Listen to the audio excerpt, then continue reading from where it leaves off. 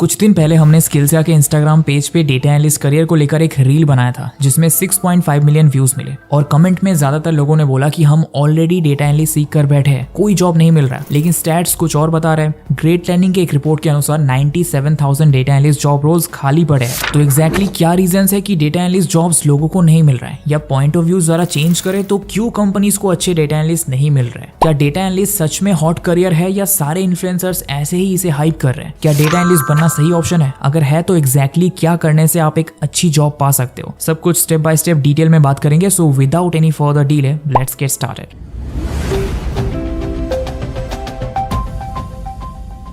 Alright, तो सबसे पहले मैं आपको बताऊंगा लोगों को जॉब क्यों नहीं मिल रही है, और दूसरा एग्जैक्टली क्या करने से आपको जॉब मिल सकती है। डोंट वरी, मनगढ़ंत चीजें बोल के आपका टाइम वेस्ट नहीं करूंगा। आपको बस वही बताएंगे जो हमने एक्सपर्ट से बातें करके, उनके इंटरव्यू सुन के और आर्टिकल्स पढ़ के जाना है। तो सबसे पहले जानते हैं ऐसी कौन सी मिस्टेक्स है जिसकी वजह से लोगों को डेटा एनालिस्ट रोल के लिए जॉब नहीं मिल रही है। मिस्टेक नंबर 1, देखो डेटा एनालिस्ट का सिंपल मतलब है डेटा की एनालिसिस। इसके लिए आपके पास एनालिटिकल स्किल होनी चाहिए। उसके बाद आपने जो डेटा एनालाइज किया है उससे हमें काम की चीज निकालनी पड़ेगी ताकि उसे बिजनेस में हम इंप्लीमेंट कर सके। इसके लिए आपके पास बिजनेस एक्यूमेंट का नॉलेज होना चाहिए। अब मान लेते हैं आपने डेटा से बढ़िया इंसाइट निकाल लिया, अब आपको उसको एग्जीक्यूट करने में कुछ चैलेंज दिख रही है। उसके लिए होना पड़ेगा एक अच्छा प्रॉब्लम सॉल्वर।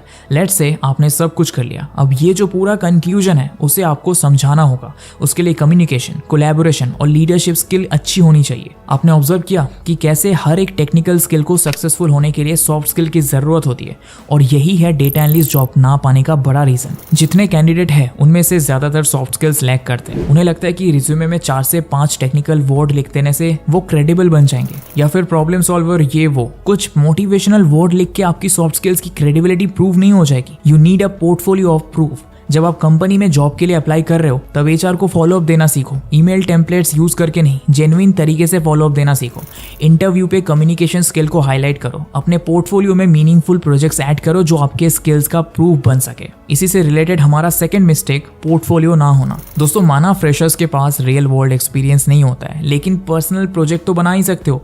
बिलीव मी, अगर आपके पास पोर्टफोलियो प्रोजेक्ट नहीं है, रिक्रूटर आपके एप्लीकेशन को देखने का टाइम वेस्ट नहीं करेंगे। और पोर्टफोलियो होना चाहिए प्रोफेशनल। वही पुरानी रेगुलर प्रोजेक्ट्स मत करो जो हर कोई करता है। कुछ नया, कुछ ट्रेंडी टॉपिक को लेकर प्रोजेक्ट बनाओ, और एग्जैक्टली आपने प्रॉब्लम को कैसे सॉल्व किया वो अच्छे से एक्सप्लेन करो। केस स्टडीज लिखना सीखो। केस स्टडी को कैसे कम वर्ड्स में इंटरेस्टिंग तरीके से प्रेजेंट करना है वो सीखो। और अगर समझ नहीं आ रहा है क्या प्रोजेक्ट बनाओगे तो गूगल पे लिखो 4H। यहाँ आपको वर्ल्ड के लीडिंग कंपनीज की तरफ से इंटर्नशिप करने का मौका मिलेगा। ये मिनी प्रोजेक्ट्स होते हैं जिसे आप 2 से 3 दिन में कंप्लीट कर सकते हो, लेकिन प्रोजेक्ट्स इंडस्ट्री स्टैंडर्ड होते हैं। यहाँ आपको रियल वर्ल्ड प्रॉब्लम सॉल्व करने का मौका मिलेगा, और फिर इंटर्नशिप कंप्लीट होने पे सर्टिफिकेट भी मिलेगा। ये प्रमोशन नहीं है, लेकिन स्टूडेंट्स के लिए काफी काम की वेबसाइट है। Mistake number 3 is ATS friendly resume ना होना। देखो, ऑटोमेशन का जमाना है तो डेफिनेटली हायरिंग में भी ऑटोमेशन आ चुका है, जिसमें जॉब एप्लीकेशन का इनिशियल स्क्रीनिंग ATS नाम के टेक्नोलॉजी से होकर जाता है। और आप शॉक हो जाओगे ये जान के कि 75% रिज्यूमे रिक्रूटर के देखने से पहले ही रिजेक्ट हो जाती है ATS के द्वारा। ATS यानी एप्लीकेशन ट्रैकिंग सिस्टम एक ऐसी टेक्नोलॉजी है जो जॉब एप्लीकेशन को ट्रैक करता है। स्पेशली रिज्यूमे को ट्रैक करके ये पता लगाता है कि इस जॉब के लिए जिन स्किल सेट की जरूरत है वो रिज्यूमे में मेंशन्ड है कि नहीं। रिज्यूमे में उन स्किल्स के नाम नहीं है तो जॉब एप्लीकेशन वही ड्रॉप हो जाएगा, और आपका एप्लीकेशन कभी रिक्रूटर देखेगा ही नहीं। इसीलिए जब भी रिज्यूमे बना रहे हो तब रिज्यूमे को ATS फ्रेंडली बनाने की तरफ जरूर फोकस करना। और जब जॉब्स के लिए अप्लाई कर रहे हो तब कस्टमाइज रिज्यूमे और कवर लेटर जरूर बनाना। अब आप सोचोगे हर बार जॉब में अप्लाई करते वक्त रिज्यूमे और कवर लेटर बनाना इज इम्पॉसिबल, लेकिन ऐसा नहीं है। मैं आपको बताता हूँ आप ये कैसे कर सकते हो। सबसे पहले आपको जाना है ChatGPT पर।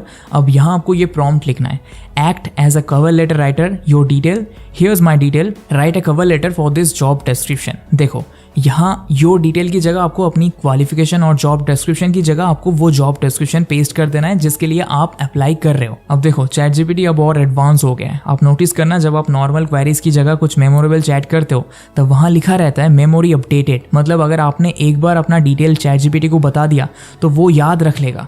अगली बार से आपको बस लिखना है write a cover letter for this job description, और ChatGPT आपको कवर लेटर लिख के देगा। सेम आपको रिज्यूमे के साथ करना है। आपको अपने रिज्यूमे को 1 पेज 1 कॉलम फॉर्मेट में बनाना है और उसे कॉपी करके ChatGPT के साथ शेयर कर देना है। अब आपको रिज्यूमे बनाने के लिए प्रॉम्प्ट लिखना है, write the resume for this job description. अब ChatGPT आपको जॉब डिस्क्रिप्शन के हिसाब से रिज्यूमे लिखकर दे देगा। Now moving on to mistake number 4, जो सबसे बड़ी गलती है जिसकी वजह से डेटा एनालिस्ट जॉब पाना इतना चैलेंजिंग हो गया है, और वो है सही टेक्निकल स्किल का ना होना। देखो, डेटा एनालिस्ट एनालिस्ट दो तरह के होते हैं, पहला है टेक्निकल और दूसरा है नॉन टेक्निकल। इन दोनों में मेजर डिफरेंस है इनके स्किल, टूल और रिस्पॉन्सिबिलिटीज में। सबसे पहले हम टेक्निकल डेटा एनालिस्ट के बारे में जानते हैं। ये पाइथन, आर और एसक्यूएल जैसे प्रोग्रामिंग लैंग्वेजेस में प्रोफिशिएंट होते हैं। इनका स्टैटिस्टिक्स और मशीन लर्निंग में स्ट्रॉन्ग फाउंडेशन होता है। ये एडवांस डेटा एनालिसिस टूल्स और सॉफ्टवेयर जैसे हैडोप, स्पार्क और टैब्ल्यू या पावर बीआई यूज करते हैं। ये डेटा मैनिपुलेशन, स्टैटिस्टिकल एनालिसिस और कॉम्प्लेक्स मॉडल्स बनाने पर ज्यादा ध्यान देते हैं। ये लार्ज डेटा सेट्स के साथ काम करते हैं और डेटा इंजीनियरिंग टास्क हैंडल करते हैं। क्वेरीज लिखना और ऑप्टिमाइज करना, एल्गोरिथम्स डेवलप करना और प्रेडिक्टिव मॉडल्स बनाना, ये डेटा प्रोसेसिंग टास्क को ऑटोमेट भी करते हैं। अब जानते हैं नॉन टेक्निकल डेटा एनालिस्ट के बारे में। ये बिजनेस एक्यूमेन, कम्युनिकेशन और बेसिक डेटा हैंडलिंग में स्ट्रांग होते हैं। ये एक्सेल और बेसिक एसक्यूएल जैसे टूल्स यूज करते हैं।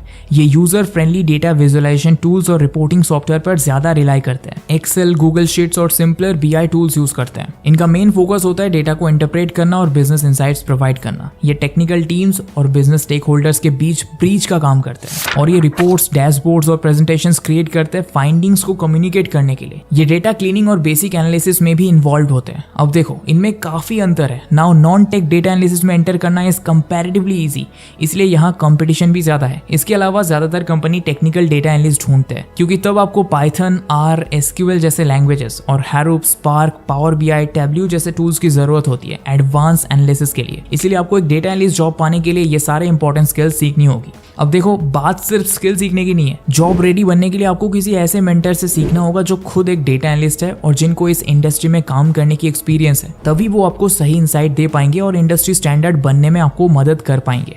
पर जो कोर्सेज प्रोफेशनल्स बनाते हैं उनकी प्राइस 50,000 से 1.5 लाख तक होती है, जो हर किसी के लिए अफोर्ड करना आसान नहीं है। बहुत सारे लड़के कमेंट किए, मैंने 40 से 50,000 तक के कोर्सेज ले लिए बट कुछ समझ नहीं आता है, सब इंग्लिश में पढ़ाते हैं। प्लीज कंप्लीट हिंदी में फुल प्रैक्टिकल कोर्स लाओ। इसीलिए स्किल्सिया लेकर आया है complete data analytics boot camp, जो आपको जॉब रेडी स्किल सिखाएंगे लेकिन अफोर्डेबल प्राइस में और हिंदी में।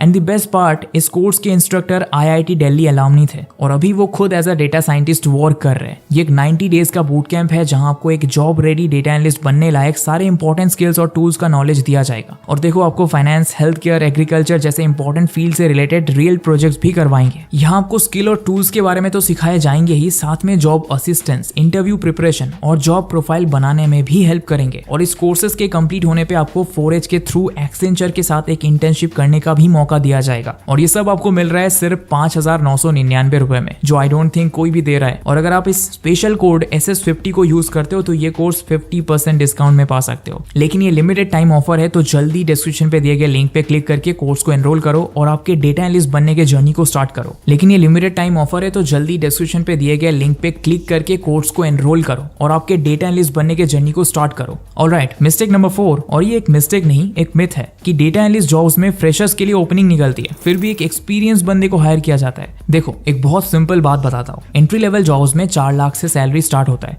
जहां एक एक्सपीरियंस डेटा एनालिस्ट की सैलरी 8 लाख, 10 लाख, 12 लाख या उससे ज्यादा होता है। अब कंपनी की बात छोड़ ही दो, आपको लगता है जिसे 12 लाख मिलेगा वो 4 लाख की जॉब करेगा?